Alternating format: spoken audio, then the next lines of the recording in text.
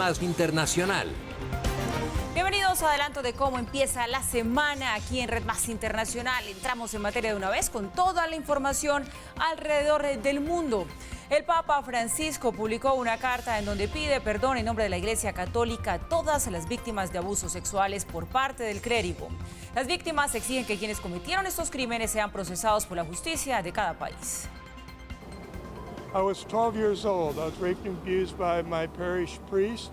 Como Tim, miles de niños fueron y siguen siendo víctimas de abusos sexuales y violaciones por curas de la Iglesia Católica. La semana pasada se publicó un informe que documenta 300 casos de abusos en 6 de las 8 diócesis de Pensilvania en Estados Unidos. Esto, sumado a los casos de abuso sexual dentro de la Iglesia en Chile, Australia e Irlanda, prendió las alarmas en el Vaticano, por lo que el Papa Francisco escribió una carta pidiendo perdón a todas las víctimas. Si un miembro sufre, todos sufren con él. Estas palabras de San Pablo resuenan con fuerza en mi corazón al constatar una vez más el sufrimiento vivido por muchos menores a causa de abusos sexuales, de poder y de conciencia cometidos por un notable número de clérigos y personas consagradas. Un crimen que genera hondas heridas de dolor e impotencia, en primer lugar en las víctimas, pero también en sus familias y en toda la comunidad, sean creyentes o no creyentes. Pero para quienes fueron abusados por clérigos de la Iglesia Católica, las palabras del Papa no serán suficientes para detener lo que se está convirtiendo en una bola de nieve que crece con rapidez. Sus 2000 palabras son demasiado, realmente tienen poco significado o contenido. La idea de que puede poner fin al abuso infantil, incluso dentro del clero, ¿de dónde saca esto? Sabemos que esto sigue sucediendo, sabemos que en países desarrollados siguen sufriendo por esta falta de atención. Sin embargo, el Papa aseguró que las acciones no serán suficientes para pedir perdón a las víctimas. Mirando hacia el pasado, nunca será suficiente lo que se haga para pedir perdón y busca reparar el daño causado. Mirando hacia el futuro, nunca será poco todo lo que se haga para generar una cultura capaz de evitar que estas situaciones no solo no se repitan, sino que no encuentren espacios para ser encubiertas y perpetuarse. Y en esto quizás Francisco tenga razón, pues las víctimas no quieren el perdón. No son palabras que inspiren, necesitamos ver esas acciones inspiradoras y negociar y sentarnos con los sobrevivientes. El Papa Francisco concluyó su carta con una invitación a la comunidad católica a pedir perdón y ayunar por las víctimas. Asimismo, la penitencia y la oración nos ayudará a sensibilizar nuestros ojos y nuestros corazones ante el sufrimiento ajeno y a vencer el afán de dominio y posesión que muchas veces se vuelve raíz de estos males. Que el ayuno y la oración despierten nuestros oídos ante el dolor silenciado en niños, jóvenes y minusválidos. Rezos, penitencias y ayunos que poco parece interesarles a las víctimas. Words. Palabras, palabras y más palabras. Los pensamientos y oraciones no hacen que un niño esté a salvo. Podía, con una pluma, exigir que todas las diócesis del mundo divulgaran los registros. No más archivos secretos. Esa es una oración, 2 minutos de acción. Él podría, con otros 2 minutos y una frase, decir que cada acusación de abuso sexual infantil debe ser denunciada a la sociedad civil. De modo que pudo tomar ambas acciones en vez de la Biblia. Pudo haber tomado acciones y no lo hizo. El Papa Francisco viajará este fin de semana a Irlanda, en donde mantendrá una reunión con algunos de los sobrevivientes de abusos sexuales por parte de curas de la Iglesia, la cual en 2010 afrontó el mayor caso de pederastia de su historia, luego de la publicación de un informe que reveló abusos cometidos por 400 sacerdotes contra al menos 12.000 menores. Y hablamos, por supuesto, hoy también de Venezuela, que ha estado semi-paralizada por cuenta del paro convocado por algunos sectores de la oposición. Esto en protesta por la entrada en vigencia de este nuevo cono monetario y las medidas económicas adoptadas por el régimen de Nicolás Maduro. Desoladas, con tiendas y supermercados cerrados. Así amanecieron algunas calles de Caracas luego de que varios comerciantes atendieran el llamado a participar en un paro nacional en protesta por las recientes medidas económicas adoptadas por el gobierno de Nicolás Maduro. Algunos ciudadanos cuestionaron el cese de actividades. Porque el que trabaja no come paja, como quien dice. Realmente no sé ¿qué finalidad tiene eso? ¿Paralizar más la situación? No lo creo. El 20 de agosto comenzó a circular el cono monetario que le resta 5 ceros al bolívar. A esto se suma el aumento salarial decretado por el gobierno que entrará en vigencia el 1 de septiembre y que multiplica por 35 el sueldo mínimo. Las medidas siguen generando caos y confusión entre los habitantes del país caribeño. El día está flojo, la gente no entiende, sale corriendo, dicen que no entienden nada con esos precios. Como todo cambio necesita un periodo de adaptación, pues esperemos que sea poco, pero sí falta más información. La Asamblea Nacional en desacato aprobó un acuerdo para rechazar el paquete económico del gobierno. ¿A dónde puede usted concurrir, a qué país del mundo y decir, necesito importar tal cosa y la pago en petro? En ninguna parte, es una moneda imaginaria, ficticia, que no tiene poder de cambio y no tiene poder de compra. El problema del gobierno es que no tiene dólares. Y eso es una tragedia para un país como este que importa el 70% de todo cuanto consume, sean alimentos, medicina, bienes de capital, maquinarias, etcétera, etcétera, etcétera. Pero en medio del debate, algunos diputados protagonizaron fuertes discusiones, lo que evidenció las fisuras entre varios partidos de la oposición. ¡Ya basta de estar! Yo estoy exigiendo que se acate la sentencia. Por su parte, el régimen chavista, a través de su vicepresidente de Comunicaciones, le hizo una advertencia a los comerciantes que alteren los precios de los productos fijados por el gobierno. No hay ningún argumento. Quien se coma la luz, vamos a ir duros con ellos. Duros. Porque no hay razón para que empiece un proceso de agresión a este plan que lo que busca es el equilibrio. Entre tanto, las autoridades venezolanas pusieron en marcha un nuevo sistema cambiario con una devaluación del 96% del bolívar. La Asamblea Nacional Constituyente aprobó por unanimidad la reforma en materia fiscal y tributaria que regirá a partir del 1 de septiembre de este año y que contempla un aumento en el impuesto al valor agregado que pasará del 12 al 16%. El ajuste no incluirá productos y servicios como alimentos, medicinas, agua potable, electricidad, telefonía y gas. Y Ecuador convocó una reunión de países latinoamericanos para tratar la llegada masiva de venezolanos hacia otras naciones. Debido al creciente flujo de venezolanos que están tratando de ingresar a otros países para huir de la crisis humanitaria que atraviesa la nación gobernada por Nicolás Maduro, Ecuador, a través de su Ministerio de Relaciones Exteriores, impulsa una reunión. La Cancillería realizará una reunión en Quito el 17 y 18 de septiembre, para lo cual invitará a Argentina, Brasil, Bolivia, Colombia, Costa Rica, Chile, México, Perú, Paraguay, Panamá, República Dominicana, Uruguay y Venezuela.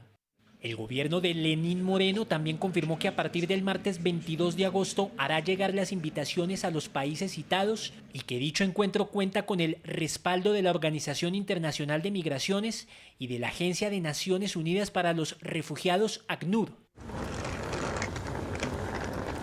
Desde el 18 de agosto, Ecuador endureció sus controles migratorios y comenzó a exigir pasaporte a los venezolanos que quieren entrar a ese país. Aunque esa exigencia fue eliminada para niños y adolescentes siempre y cuando estén acompañados por sus padres, quienes sí deben portar pasaporte, la medida obligó a los ciudadanos del país caribeño a movilizarse. Bueno, la decisión que tomamos todo el grupo y todas las personas que estamos acá es retirarnos de cada frontera, arriesgándonos y con la mano de Dios, irnos todos a Perú. Sin embargo, otros como Joanny Jocelyn y sus 3 hijos viven un drama más preocupante. Ella se fue de Venezuela, en donde vendía dulces, pero durante el viaje la robaron y la dejaron indocumentada. Voy para Perú.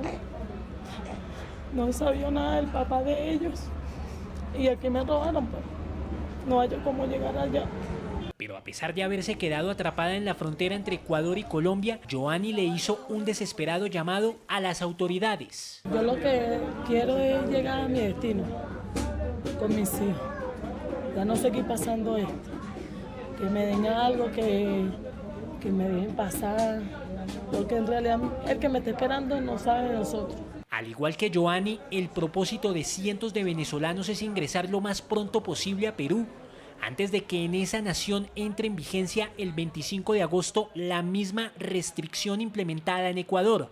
Más de 1 millón de migrantes venezolanos han ingresado a Colombia durante los últimos 15 meses. A Ecuador han entrado más de 400.000 durante este año. Perú reportó una cantidad similar en su país, mientras que en Brasil unos 1.200 abandonaron esa nación durante las últimas horas después de los actos violentos registrados contra campamentos de ciudadanos del país gobernado por Nicolás Maduro en la localidad fronteriza de Pacaraima.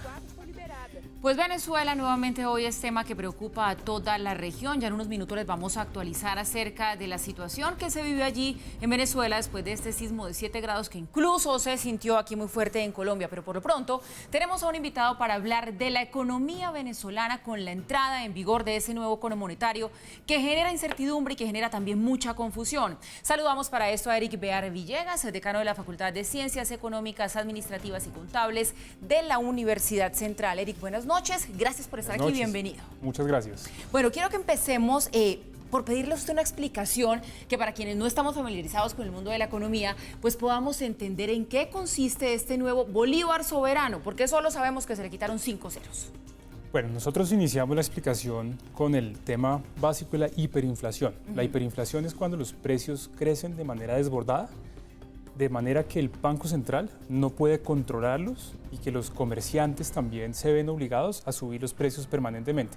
Algo que se ha visto en la historia de la humanidad varias veces, en Hungría, en Alemania, en Zimbabue. En Venezuela está sucediendo lo mismo.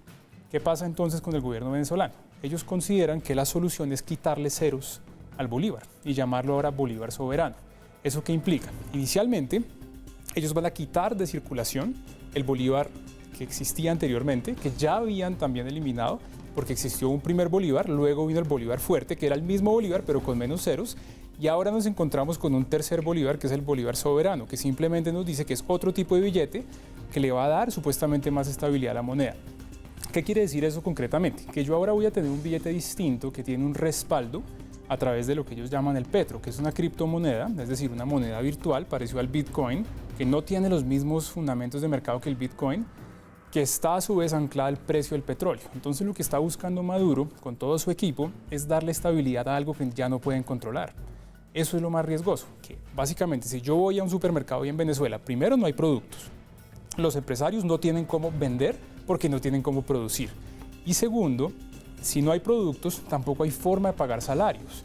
Curiosamente, Maduro también determina que no solo se debe subir el IVA del 12 al 16%, sino que también debo yo incrementar lo que le pago a los empleados. Entonces para las empresas es absolutamente imposible. Pero entonces, ¿esta nueva medida le conviene a la economía de Venezuela? ¿A quién le conviene realmente este cambio? Bueno, básicamente solo le conviene a Maduro en términos políticos para poder hacer una impresión errada, eso sí, pero generar una impresión de que hay más estabilidad. Esto no le conviene a nadie, solamente durante cierto tiempo le va a convenir a Maduro y a su gobierno para poder, digamos, generar la idea de que se está haciendo algo para la estabilización de la economía, cosa que muchos economistas consideramos que es absolutamente absurdo. Como quien dice que lo que se está vendiendo en Venezuela para su gente es una ilusión. Ahora, usted también nos decía, Eric, que esta nueva moneda, este bolívar soberano, está anclado al petro, que es la famosísima criptomoneda, que a su vez está anclada al precio del petróleo. Pero la criptomoneda no genera confianza en el mercado, entonces aquí no hay nada realmente sólido.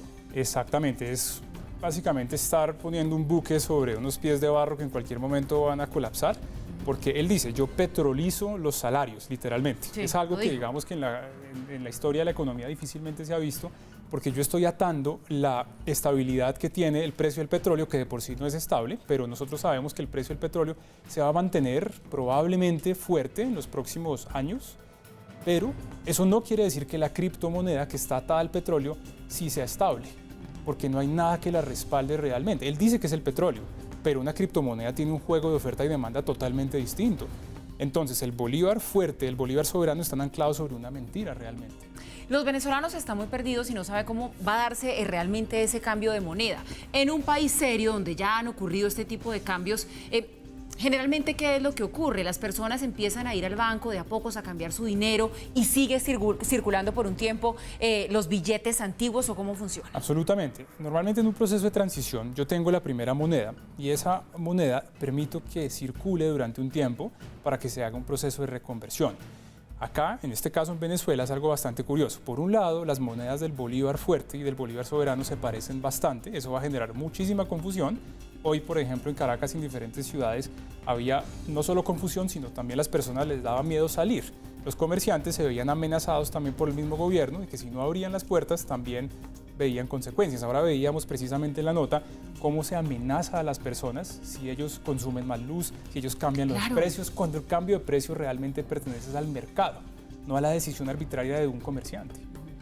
Si esta medida, Eric, no funciona, como pues ya usted como experto y muchos más lo están anticipando, no va a funcionar, ¿qué viene para la economía de Venezuela? Muy probablemente tendremos otros paños de agua tibia, para decirlo así.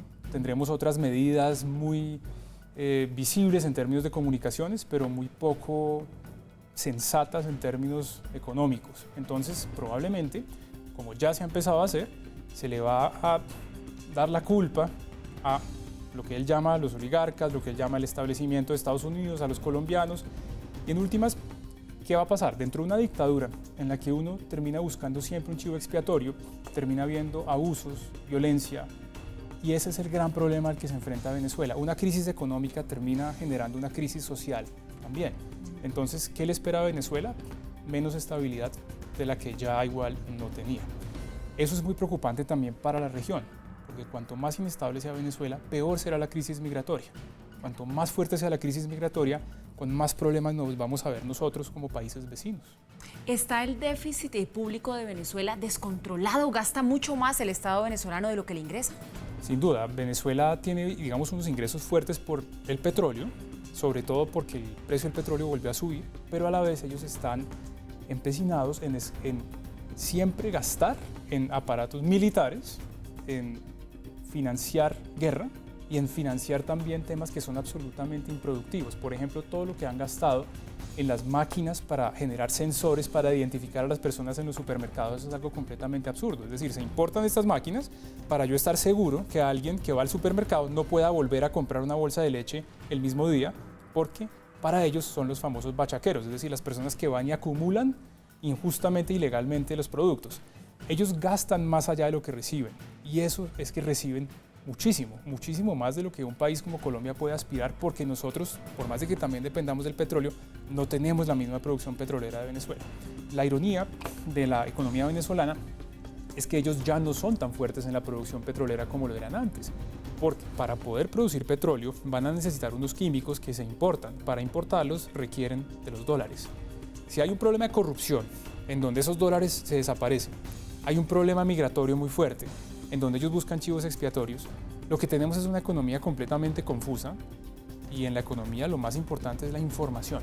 Si no hay información real, tenemos un caos, y eso es lo que ve uno hoy en Venezuela. Pues es una realidad absolutamente triste. Nos queda claro que esto de seguro no va a funcionar, son solamente pañitos de agua tibia, y lo complicado de todo este asunto es que lo que pase en Venezuela replica en toda la región.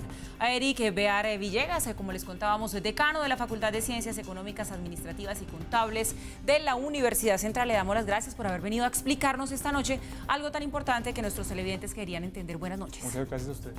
Y seguimos hablando de Venezuela porque un violento sismo de 7 grados se registró en este país. El susto en Caracas fue inocultable. Sus habitantes abandonaron las edificaciones y se lanzaron a las calles. Las autoridades aún no dan reportes acerca de afectados en la zona del epicentro de este sismo, que se sintió también en gran parte de Colombia y el Caribe. El epicentro del evento sísmico se registró en la localidad de Yaguaraparo, estado Sucre, en el extremo oriental de Venezuela. En las primeras horas del temblor no hubo reportes de parte de las autoridades sobre posibles víctimas o daños materiales. Que fue sentido en varios estados del país: Nueva Esparta, Sucre, Monagas, Bolívar, del Tamacuro, Aragua, Carabobo. En Caracas, el desalojo de complejos residenciales y empresariales fue inmediato. Yo digo, es un temblor y el piso no me dejaba avanzar y estoy en un 8º piso.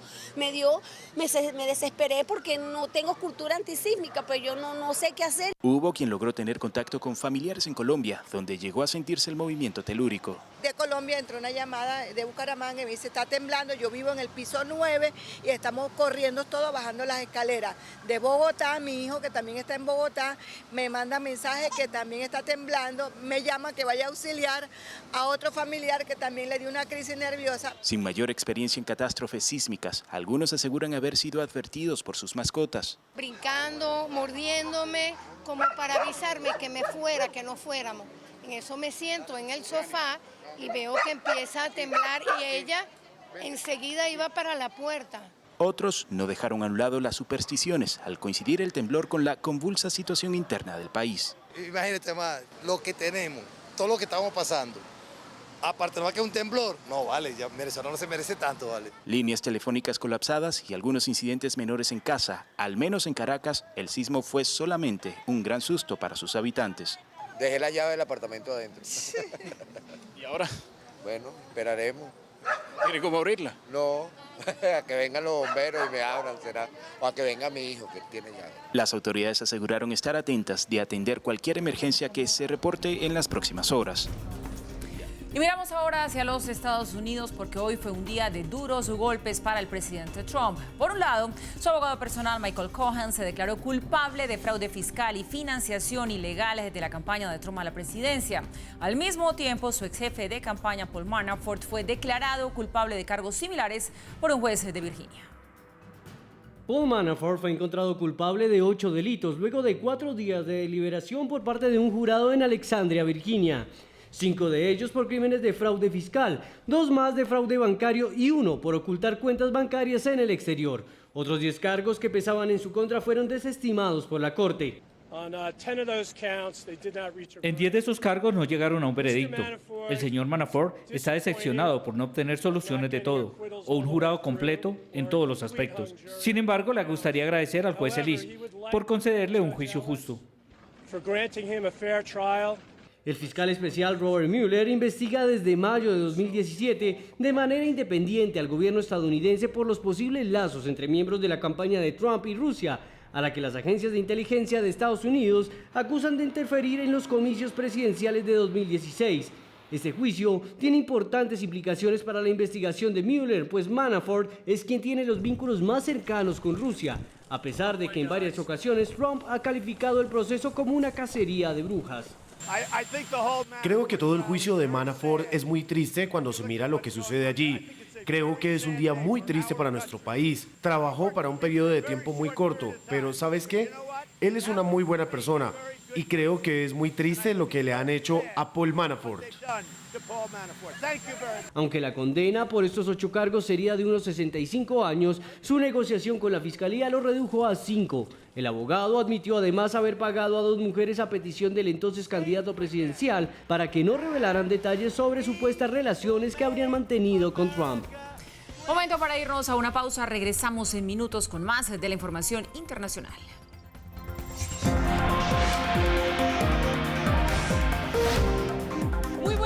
Comienza el conteo regresivo del llamado a las urnas del próximo domingo 26 de agosto, momento en el cual se llevará a cabo la consulta anticorrupción. Según el registrador nacional, está todo listo a nivel logístico y según los promotores, en estos días se le meterá el acelerador al proceso de pedagogía para los ciudadanos. Los detalles de esta información en nuestra emisión central de las 8 de la noche.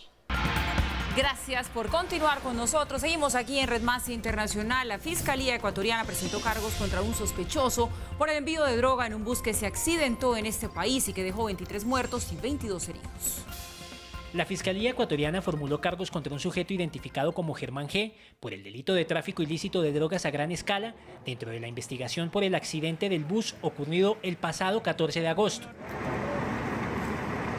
El hombre con 21 años y de nacionalidad colombiana permanece actualmente en prisión preventiva y habría formado parte de la estructura ilegal que puso más de 600 kilos de marihuana en un doble fondo del autobús. Previamente, la Fiscalía ecuatoriana informó que emitió órdenes de captura contra otras 4 personas involucradas en el accidente, entre ellas 3 mujeres quienes pertenecerían a una red de tráfico de marihuana hacia Perú y Chile. 3 están atendidos en centros de salud ecuatorianos, mientras que una mujer conocida como la India actualmente está prófuga de la justicia. Estados Unidos deportó a un ex guardia nazi quien sirvió como voluntario en uno de los campos de trabajo forzado construidos en Polonia durante la Segunda Guerra Mundial, en donde cerca de 7.000 judíos fueron asesinados. Jakub Palich llegó hoy a Alemania en condición de deportado a sus 95 años. Palich trabajó como guardia voluntario en el campo de trabajo forzado de Travniki en la Polonia invadida por Alemania durante la Segunda Guerra Mundial. Según récords históricos, el 3 de noviembre de 1943, cerca de 7.000 judíos fueron asesinados en ese campo, convirtiéndose en una de las mayores masacres de la historia cometidas en un solo día. Fue en 1949, luego de terminada la guerra, cuando Palich emigró a Estados Unidos obteniendo la ciudadanía 8 años después de su llegada. En el año 2001, el exintegrante de la SS confesó haber trabajado para la Alemania nazi de Adolf Hitler, así que 2 años después la Casa Blanca le revocó su ciudadanía y alistó los papeles de deportación para que sea juzgado en Alemania. En Alemania, ser miembro de una organización criminal como la SS no es suficiente para ser perseguido. Inclusive, haber sido entrenado en un campo no es suficiente. La ayuda y participación en un asesinato debe ser probado. Hoy, a sus 95 años, Palich fue enviado a Alemania y reclutado en un ancianato, pues los germanos no tienen una orden de captura contra él. En el momento no hay ningún proceso preliminar en Alemania y no hay una orden de arresto. Así que debemos esperar para saber si bien va a haber una evaluación o nueva evidencia para afirmar la sospecha. Un estudio publicado en el año 2008 aseguró que entre 1945 y 2005, las Cortes de Alemania Occidental condenaron a 6.656 criminales nazis de 36.000 investigaciones en curso, de los más de 170.000 sospechosos de haber colaborado con el Tercer Reich. Nueva pausa y volvemos en minutos. Sigan con nosotros.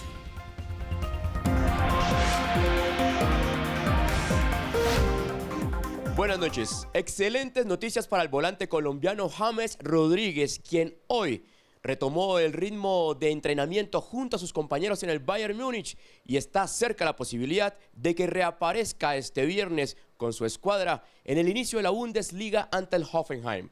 El desarrollo de esta información la podremos ver en la emisión central de Red Más Noticias a las 8 de la noche. Regresamos y continuamos recorriendo las noticias alrededor del mundo. Hay polémica en los Estados Unidos porque las autoridades sanitarias de este país le dieron su visto bueno a una aplicación como método anticonceptivo. Muchos no confían en que la tecnología en este caso pueda cumplir con el trabajo. Estados Unidos aprobó una aplicación como método anticonceptivo, lo que abrió campo para la polémica. Si bien la Administración de Alimentos y Medicamentos de Estados Unidos oficializó Natural Cycles como un método para prevenir embarazos, varias personas del común denuncian que la aplicación no tiene tanta eficacia como se manifiesta. Las mujeres han logrado llevar un control del ciclo menstrual por medio de aplicaciones móviles tales como Clue, Glow, Period Tracker, etc., donde se logran incluir notificaciones para tomar el anticonceptivo, visualizar ventanas de fertilidad o en qué día el humor puede ser un poco diferente. Todo ello podría dar un impulso al Femtech, la industria emergente de la tecnología de salud femenina. Natural Cycles es una aplicación que promete ser un método anticonceptivo eficaz. Las mujeres que utilizan este mecanismo para prevenir el embarazo deciden olvidarse de los métodos tradicionales, condones, dispositivos intrauterinos, píldoras, parches, etc. Según expertos en fertilidad, aseguran que una mujer puede quedar embarazada solo durante 6 días del calendario menstrual. Por tanto, esta aplicación lo que realiza es la selección de estos días. Las mujeres deben tomar su temperatura corporal cada mañana y registrarla en la aplicación, lo que dará una indicación de verde o rojo, verificando si es o no un día fértil. Estas nuevas tecnologías para la salud femenina han generado más de $1.000 millones en los últimos 3 años, siendo una de las categorías de mayor y más rápido crecimiento. Sin embargo, en el 2017 mujeres denunciaron quedar en embarazo mientras utilizaban Natural Cycle, la cual está siendo investigada por la Agencia de Productos Médicos de Suecia, a lo que ellos manifiestan que tienen conocimiento de los casos, pero consideran que están dentro de la línea de error. La aplicación sueca tiene un costo de $79.99 al año y más de 900.000 usuarios en todo el mundo. Este método de planificación es la mejor opción para mujeres con alguna creencia religiosa o tabú sobre los métodos convencionales. Noticias del Departamento de Tesoro de los Estados Unidos, que anunció nuevas medidas contra varias empresas rusas que estarían comerciando petróleo con Corea del Norte a pesar del bloqueo comercial aprobado por la ONU. El Departamento del Tesoro de los Estados Unidos anunció nuevas sanciones económicas a varias empresas rusas que habrían comerciado con Corea del Norte a pesar del cerco económico en contra de ese país aprobado por el Consejo de Seguridad de las Naciones Unidas. Las actividades de dos navieras rusas que interfieren con las medidas impuestas por Estados Unidos y que buscan presionar la desnuclearización de la península de Corea provocó que los activos de estas empresas en suelo norteamericano quedaran congelados. No hay duda de que hemos impuesto mayores costos a Rusia, sin embargo, la importancia de nuestras acciones y nuestras otras medidas financieras debe medirse en términos de su impacto estratégico. Aunque las actividades malignas de Rusia continúan, sus actividades sin duda han sido controladas por él, sabiendo que podemos ejercer un mayor dolor económico utilizando nuestra poderosa gama de autoridades y no dudaremos en hacerlo si su conducta no cambia de manera demostrable y significativa. Durante otro anuncio, el Departamento del Tesoro incluyó en su lista negra a otras 2 personas y 2 compañías quienes trataron de hacerle el quite a los castigos impuestos por Estados Unidos luego de que en el mes de junio fueran sancionadas por supuestas actividades cibernéticas maliciosas relacionadas con el Kremlin. Hay miles de millones de dólares en transacciones que no han ocurrido y que no ocurrirán gracias a las herramientas que el Congreso nos ha otorgado y nuestra capacidad para usarlas para proporcionar influencia diplomática. Eso es, miles de millones de dólares que la máquina de guerra de Putin no obtendrá, que la influencia maligna del Kremlin no se extenderá. Por su parte, el viceministro de Relaciones Exteriores de Rusia afirmó que nuevamente Estados Unidos arremete de forma maliciosa y con insinuaciones malvadas, poniendo en peligro el saneamiento de las relaciones entre los dos países. Cerca de 12 millones de musulmanes de todas partes del mundo viajaron a la Meca en Arabia Saudita para celebrar el sacrificio. La peregrinación a la ciudad sagrada para los musulmanes es el quinto y último pilar del Islam. En el 12º mes del calendario musulmán, los creyentes realizan la peregrinación a la Meca, el lugar más sagrado de la religión, pues su profeta Mahoma nació ahí. Es realmente espiritual, no puedes parar de llorar. Realmente puedes pedirle lo que quieras a Dios porque se dice que los peregrinos son los invitados de Alá. La peregrinación es uno de los 5 pilares del Islam y todo musulmán debe hacerlo aunque sea una vez en su vida, siempre y cuando tenga los medios económicos y esté en buen estado de salud. Este año cerca de 2 millones de musulmanes peregrinaron a la Meca para celebrar el Hajj, que en árabe justamente significa peregrinación.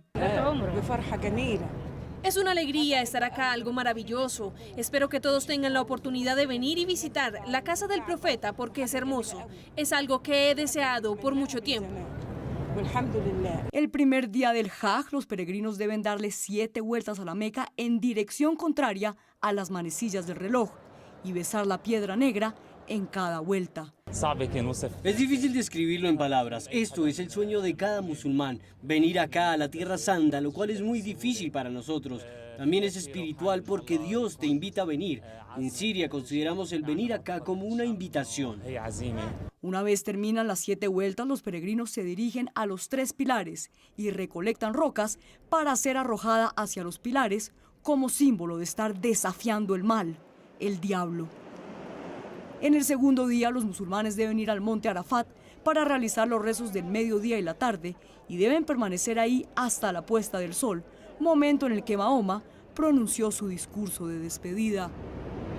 En el tercer día celebran el Eid al-Adha, la celebración del sacrificio en el cual recuerdan que Ibrahim llevó a su hijo Ismael para sacrificarlo como una prueba de fe en Dios.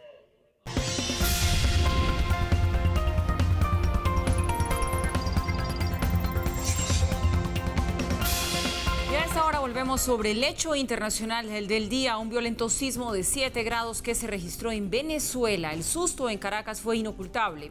Sus habitantes abandonaron las edificaciones y se lanzaron a las calles. Las autoridades aún no dan reportes acerca de afectados en la zona del epicentro de este sismo que se sintió en gran parte de Colombia y el Caribe. El epicentro del evento sísmico se registró en la localidad de Yaguaraparo, estado Sucre, en el extremo oriental de Venezuela. En las primeras horas del temblor no hubo reportes de parte de las autoridades sobre posibles víctimas o daños materiales. Que fue sentido en varios estados del país: Nueva Esparta, Sucre, Monagas, Bolívar, del Tamacuro, Aragua, Carabobo. En Caracas, el desalojo de complejos residenciales y empresariales fue inmediato. Yo digo, es un temblor y el piso no me dejaba avanzar y estoy en un 8º piso.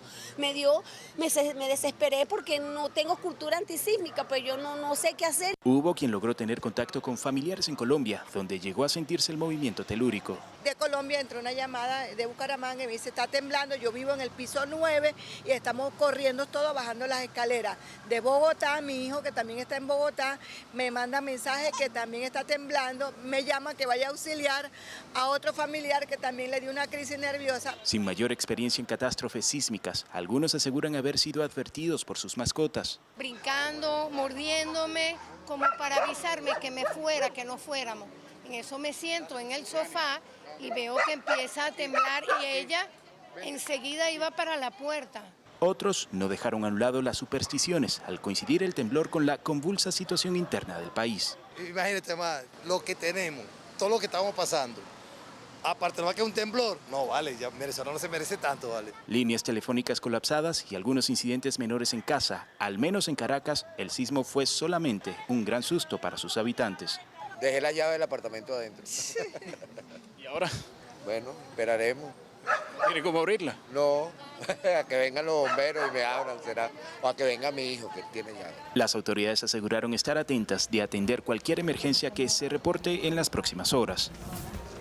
Bien, y llegamos así al final de esta emisión de Red Más Internacional. A ustedes, como siempre, gracias por su compañía, por informarse con nosotros. Sigan en nuestra programación, que ya viene Camila Sin Filtro. Buenas noches.